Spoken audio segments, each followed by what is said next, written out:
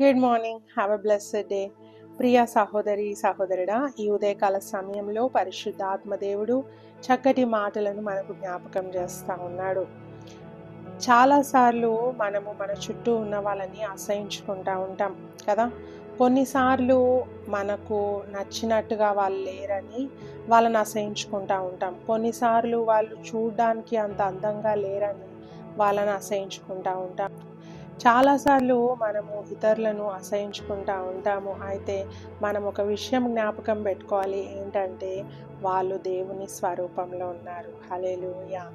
ఏ మానవుడైనా ఎవరి రూపంలో చెక్కబడ్డారంటే దేవుని స్వరూపంలో మనం చెక్కబడ్డామండి. ఆయనలాగా మనం ఉన్నాము, ఆయన రూపంలో మనం ఉన్నాము. సో మనం ఒకవేళ మానవుని అసహించుకుంటే ఆ మానవుని సృజించిన దేవుణ్ణి కూడా మనం ఇండైరెక్ట్గా అసహించుకుంటా ఉన్నాము. హల్లెలూయా. ఈ ఉదయకాల సమయంలో దేవదేవుడు అదే మనతో మాట్లాడుతూ ఉన్నాడు. చాలామంది భర్తలు భార్యల్ని అసహించుకుంటా ఉంటారు. అయితే నీ భార్య దేవుని స్వరూపంలో ఉందని నువ్వు మర్చిపోవద్దు ప్రియా యవన తమ్ముడా.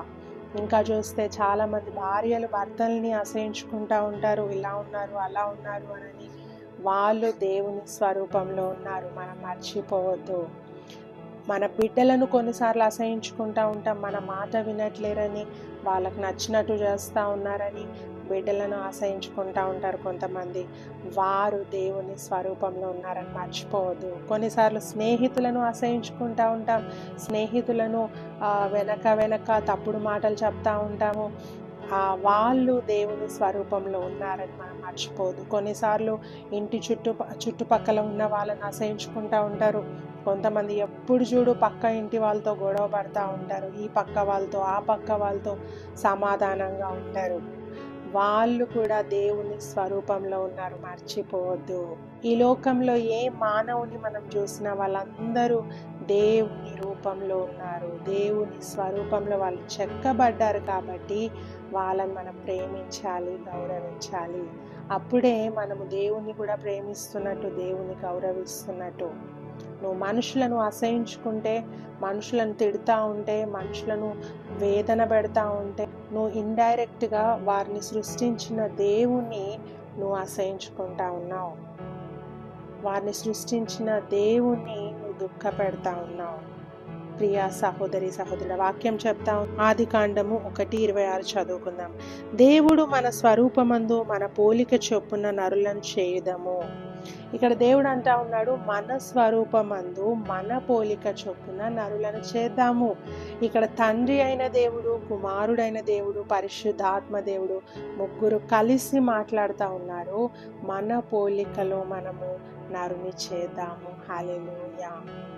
చూడండి, వాక్యం స్పష్టంగా చెప్తా ఉంది, ప్రతి మానవుడు కూడా దేవుని స్వరూపంలో ఉన్నాడు, దేవుని రూపంలో మనం చెక్కబడ్డాము. సో ఎవరిని మనం అసహించుకోవద్దు, ఎవరిని హింసించవద్దు, ఎవరిని బాధ పెట్టొద్దు, ఎందుకంటే వాళ్ళు దేవుని రూపంలో ఉన్నారు. సో వాళ్ళని నువ్వు ఎక్కిరిస్తున్నావంటే నువ్వు దేవుణ్ణి ఎక్కిరిస్తూ ఉన్నావు. వాళ్ళని బాధ పెడుతున్నావంటే నువ్వు దేవుణ్ణి బాధ పెడతా ఉన్నావు. వాళ్ళని అసహించుకుంటా ఉన్నావు అంటే నువ్వు దేవుని అసహించుకుంటా ఉన్నావు. దేవుని హస్త కార్యములను, దేవుని యొక్క ఆ క్రియలను నువ్వు అసహించుకుంటా ఉన్నావు. ఆయన క్రియేషన్ని అసహించుకుంటా ఉన్నావు, ఆయన సృష్టిని అసహించుకుంటా ఉన్నావు. నో ప్రియ సహోదరి సహోదరుడా. అందుకే వాక్యం చెప్తా ఉంది, 2వ ఆజ్ఞ, ప్రాముఖ్యమైన ఆజ్ఞ దేవుడు చెప్తా ఉన్నాడు, నిన్ను వలె నీ పొరుగు వానిని ప్రేమించు అని. సో ప్రేమిద్దామండి, తల్లిదండ్రులను ప్రేమిద్దాం, పొరుగు వారిని ప్రేమిద్దాం, చుట్టుముట్టు ఉన్న వారిని ప్రేమిద్దాం, ప్రేమతో ఉందాం అందరితో కలిసి. అప్పుడు దేవుడు మనల్ని ఆశీర్వదిస్తాడు. ఇంతవరకు నువ్వు ఎవరినైనా నీ హృదయంలో అసహించుకుంటా ఉన్నావేమో, ఇంతవరకు ఎవరినైనా వెక్కిరిస్తూ ఉన్నావేమో, ఇంతవరకు ఎవరినైనా హృదయంలో ద్వేషిస్తూ ఉన్నావేమో, ఈరోజు పరిశుద్ధాత్మ దేవుడు నీతోనే మాట్లాడుతూ ఉన్నాడు. ప్రియ సహోదరి సహోదరుడా, నువ్వు దేవుని ప్రేమిస్తే నువ్వు మనుషులను ప్రేమిస్తావు. సో నువ్వు ఒకవేళ వారిని ద్వేషిస్తున్నావంటే నువ్వు దేవుణ్ణి ద్వేషిస్తున్నట్టు, ఆయన సృష్టిని నువ్వు ద్వేషిస్తున్నట్టు. కాబట్టి ఈరోజు ఒక నిర్ణయం తీసుకుందాం, అందరితో ప్రేమతో ఉందాం, అందరినీ ప్రేమిద్దాం, గౌరవిద్దాం. దేవుడు మనల్ని ఆశీర్వదిస్తాడు. ఆయన సృష్టిని గౌరవించినట్టు. సో మనము ఎప్పుడైతే మనుషులను ప్రేమిస్తామో, గౌరవిస్తామో, దేవుని ప్రేమిస్తున్నట్టు, దేవుని గౌరవిస్తున్నట్టు ఆయన మనల్ని బహుగా దీవించి ఆశీర్వదిస్తాడు.